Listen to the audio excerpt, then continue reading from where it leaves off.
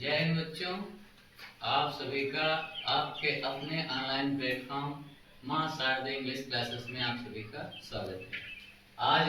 आज सभी छात्र पढ़ेंगे प्रेडिकेट। इससे पहले वाली क्लास में आप सभी लोगों को क्या पढ़ाया गया था? सब्जेक्ट। आप लोग साथ में बोलिए, ठीक है। इससे पहले क्या पढ़ाया गया था? सब्जेक्ट। तो सब्जेक्ट और उसके काइंड्स आप सभी लोगों ने पढ़े थे।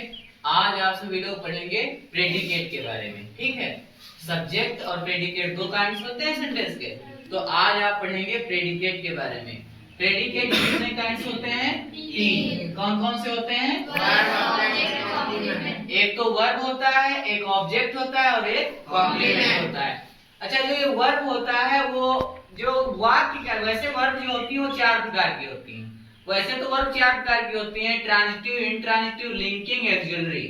लेकिन किसी भी वाक्य में जब प्रयोग की जाती है, जैसे सेंटेंस में दी है, तो वहां पर दो प्रकार की वर्ब यूज की जाती है। एक होती है ट्रांजिटिव वर्ब और एक होती है इंट्रांजिटिव वर्ब। ट्रांजिटिव वर्ब माने पता है क्या होता है बच्चे? किसी को पता है क्या होता है? सकर्मक क्रिया। सकर्मक क्रिया। और इंट्रांजिटिव वर्ब माने क्या होता है? अकर्मक क्रिया। अच्छा, ये सकर्मक क्रिया और अकर्मक क्रिया में अंतर क्या है? सकर्मक क्रिया का मतलब है ऐसी वर्ब जिनके साथ में कर्म जुड़ा हुआ है। सकर्मक, जिसके साथ कर्म जुड़ा है। अकर्मक, जिसके साथ कर्म नहीं जुड़ा है। इट मीन्स यहाँ पे जैसे हमने लिखा कि ही या लिखा आई राइट अ लेटर। हमने लिखा आई राइट अ लेटर, तो यहाँ पे आई तो आपका सब्जेक्ट है, ठीक है। और ये राइट अ लेटर ये आपका क्या है? प्रेडिकेट। सब्जेक्ट के बाद में जो भाग अलग होता है उसको हम क्या बोलते हैं? प्रेडिकेट। अब प्रेडिकेट में भी जब पार्ट्स आएंगे तो ये राइट क्या हमारा हो जाएगा? ये वर्ब हो जाएगी। ए लेटर क्या हो जाएगा? ऑब्जेक्ट हो जाएगा। अब जब इस वर्ब के साथ में कोई ऑब्जेक्ट जुड़ा हुआ है तो इसका मतलब ये कौन सी वर्ब हो गई? ट्रांजिटिव वर्ब, यानी सकर्मक क्रिया। अगर इसके साथ में ऑब्जेक्ट नहीं जुड़ा होता तब कौन सी हो जाती? Intransitive verb. जैसे सेंटेंस अब देखिए, नेक्स्ट सेंटेंस समझिए। अच्छा, ये सेंटेंस हमने लिखा कि ही गोज टू मार्केट। लिखा हमने ही गोज टू मार्केट। क्या आप लोग बता सकते हैं कि ही गोज टू मार्केट में ये जो गोज वर्ब है ये ट्रांजिटिव वर्ब है कि इंट्रांजिटिव वर्ब है? बताइए। इंट्रांजिटिव है कि ट्रांजिटिव है? इंट्रांजिटिव। इंट्रांजिटिव कैसे है? टू मार्केट क्या ऑब्जेक्ट ये नहीं है क्या? है कि नहीं है? अगर ऑब्जेक्ट है तो ट्रांजिटिव हो गई। ऐसा नहीं है। टू, आप ये जो टू लगा है यहाँ पे जो ये लिखा है कि टू मार्केट, ये ऑब्जेक्ट नहीं, ये आपका कॉम्प्लीमेंट है। क्या है? कॉम्प्लीमेंट। जितने ये कुछ वर्ड ध्यान रखिए, जैसे वीप माने क्या होता है? रोना। स्लीप माने क्या होता है? सोना। और ये ब्रिंग माने लाना। और ये गो माने जाना। कम माने आना। ये कम, गो, वीप, स्लीप, ठीक है। ये जितनी ये लाफ माने हंसना।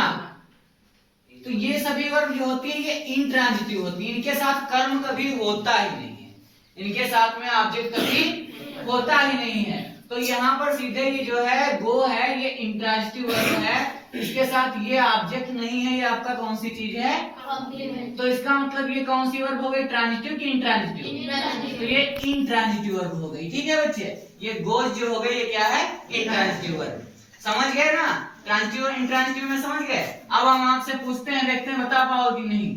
सी सिंग्स अ सॉन्ग। बताओ बच्चे, इसमें सिंग जो है ये ट्रांजिटिव वर्ब है कि इंट्रांजिटिव वर्ब है? ट्रांजिटिव है। क्यों? क्योंकि सॉन्ग क्या है? ऑब्जेक्ट। तो ऑब्जेक्ट साथ में लगा है तो ये कौन सी वर्ब हो गई? अगर हमने लिखा केवल ही सिंग्स, सी सिंग्स, तो ये अब कैसी है? इंट्रांजिटिव है। या हमने लिखा कि they laugh in that room, वे उस कमरे में हंसते हैं। तो यहाँ पे लाफ जो वर्ड है ये वर्ब है, ये कौन सी होगी? ट्रांजिटिव होगी कि इंट्रांजिटिव होगी? इंट्रांजिटिव होगी। क्योंकि अगर कभी कोई प्रीपोजिशन आपका आता है in, on, at, from, with, to, by, ये आते हैं, तो अधिकतम चांसेस आपके हैं कि वो आपका ऑब्जेक्ट नहीं है, ठीक है। और जब ऑब्जेक्ट नहीं है तो वर्ब कैसी होगी, इंट्रांजिटिव होगी। चलो यहां से समाप्त करते हैं। अब आते हैं आपकी दूसरे में क्या लिखा है, ऑब्जेक्ट कितने प्रकार के होते हैं, दो प्रकार के होते हैं। कौन कौन से, एक इनडायरेक्ट और एक इनडायरेक्ट ऑब्जेक्ट माने कोई बताएगा क्या होता है, सजीव कर्म। क्या होता है, और इसके माने क्या होता है, निर्जीव कर्म होता है, ठीक है बच्चे। अब सजीव कर्म जो है, सजीव कर्म और निर्जीव कर्म बोले तो जैसे हमने लिखा कि आई टीच यू, मैं आपको पढ़ाता हूं, तो ये जो टीच का वर्ब है, ये यू जो है ये ऑब्जेक्ट है। ये कैसा ऑब्जेक्ट है, यू। यू किसको बोलोगे, किसी सजीव पर्सन को ही तो बोलोगे यू, तो इसका मतलब कैसा है, हो गया इनडायरेक्ट ऑब्जेक्ट। लेकिन अगर हमने कहा आई बॉट ए कार, मैंने एक कार खरीदी, अब ये कार है, ये कैसा ऑब्जेक्ट है, अब ये डायरेक्ट ऑब्जेक्ट हो गया, क्योंकि कार में जीवन नहीं होता है बच्चे। अब सेंटेंस हमने तुमको दिया जैसे आई गेव यू 10 रुपीज, ठीक है। तो ये तो पता है आई सब्जेक्ट है, ये वर्ब है, साथ में ऑब्जेक्ट लगा है तो ट्रांजिटिव वर्ब है। यू और 10 रुपीज दो चीजें दी हैं, तो यू कौन सा ऑब्जेक्ट है, 10 रुपीज कैसा ऑब्जेक्ट है, बताइए। ये यू कैसा ऑब्जेक्ट है, कैसा है, इनडायरेक्ट ऑब्जेक्ट है, क्योंकि यू सजीव है, और ये 10 रुपीज कैसा है, डायरेक्ट ऑब्जेक्ट है। तो ऑब्जेक्ट भी समझ में आ गया ना। अब आते हैं नाउन, इसमें कॉम्प्लीमेंट में जी रुको थोड़ा। अब देखिए कॉम्प्लीमेंट के कितने भाग होते हैं, नाउन कॉम्प्लीमेंट, एडजेक्टिव कॉम्प्लीमेंट और नाउन कॉम्प्लीमेंट माने क्या होता है, बताओ कोई लोग, संज्ञा पूरक। क्या होता है, संज्ञा पूरक। एडजेक्टिव का कॉम्प्लीमेंट माने क्या होता है, विशेषण पूरक। क्या होता है, विशेषण पूरक। और तीसरा एडवर्ब कॉम्प्लीमेंट होता है, उसका मतलब क्या होता है, क्रिया विशेषण पूरक, ठीक है। अब देखते हैं इसके एग्जाम्पल, जैसे लिखा है ही इज अ डॉक्टर, ठीक है। तो ही तो सब्जेक्ट है आपका, इज ए डॉक्टर इतना पूरा प्रेडिकेट हो गया। अब यहाँ पे ए डॉक्टर जो है ये क्या है, ये क्या है, ये आपका नाउन कॉम्प्लीमेंट है। किसी भी पर्सन का जो इसी वस्तु व्यक्ति स्थान सब किस में आते हैं, नाउन में ही तो आते हैं। अगर सेकंड दिया है एडजेक्टिव का कॉम्प्लीमेंट, जैसे लिखा है हिज पेन इज ब्लैक, उसका कलम कैसा है, काला है। तो यहाँ पर ब्लैक शब्द जो है ये कौन सा हो गया, एडजेक्टिव कॉम्प्लीमेंट हो गया। समझ में बात आ गई। तीसरा है एडवर्ब कॉम्प्लीमेंट। एडवर्ब कॉम्प्लीमेंट जैसे ही वॉक्स स्लोली, वो धीरे धीरे चलता है, तो ये स्लोली शब्द हो गया, ये कौन सा कॉम्प्लीमेंट हो गया, ये एडवर्ब कॉम्प्लीमेंट हो गया। समझ में आ रही बात। तो कॉम्प्लीमेंट कितने प्रकार के होते हैं, 3 प्रकार के होते हैं। अब आते हैं, ये जैसे तुम्हारे यहाँ पे 3 सेंटेंस दिए हैं, इनको करेक्ट ऑर्डर में डालना है। करेक्ट ऑर्डर में से लिखा है कि माय ब्रदर यहाँ पे प्लेज डेली क्रिकेट, तो सबसे पहले क्या लगाओगे, वर्ब लगाओगे, तो सबसे पहले क्या लगेगा, प्लेज। उसके बाद क्या लगेगा, क्रिकेट। उसके बाद क्या लगेगा, समझ में बात आ रही है ना।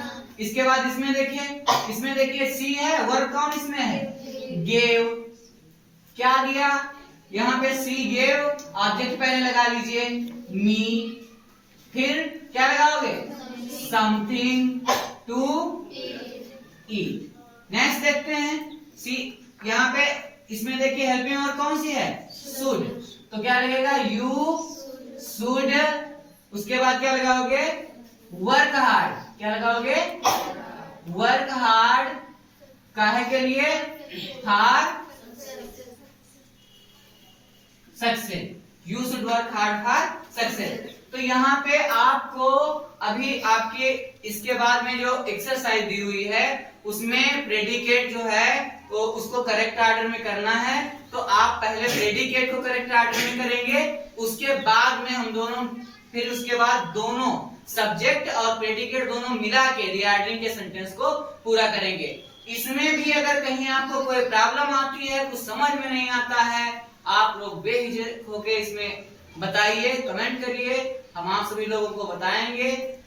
जो भी क्वेरीज हैं उनको बताइए, उसका सॉल्यूशन तुरंत आप सभी को दिया जाएगा। ठीक है बच्चों, तब तक के लिए आप सभी प्यारे बच्चों को जय हिंद।